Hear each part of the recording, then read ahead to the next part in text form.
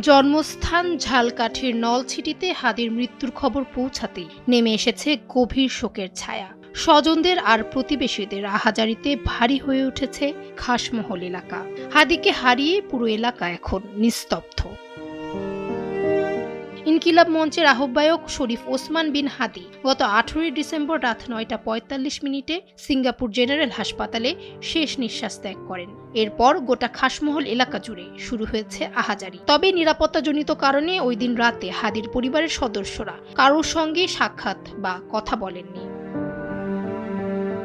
ওসমান হাদির মৃত্যুর পর পুলিশ জানিয়েছে, পরিস্থিতি বিবেচনায় পরিবারের সঙ্গে যোগাযোগ সীমিত রাখা হয়েছে।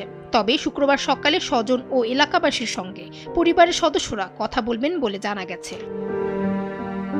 অন্যদিকে হাদির হত্যাকে কেন্দ্র করে এলাকায় আহাজারির পাশাপাশি তীব্র ক্ষোভ বিরাজ করছে।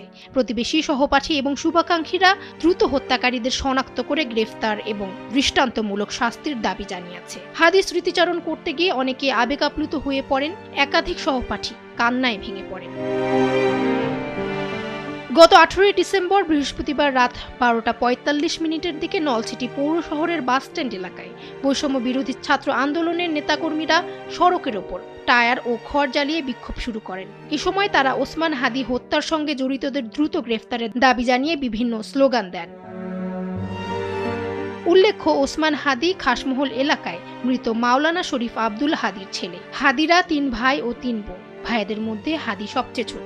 বর্তমানে তার বাসায় অবস্থান করছে তার ছোট বোন মাসুমা সুলতানা বিন হাদি ও ভগ্নিপতি আমির হোসেন। শোকাহত পরিবারটির পাশে থাকতে আত্মীয় স্বজনেরা বাড়িতে জড়ো হচ্ছেন। ডেস্ক রিপোর্ট, সময়ের আলো।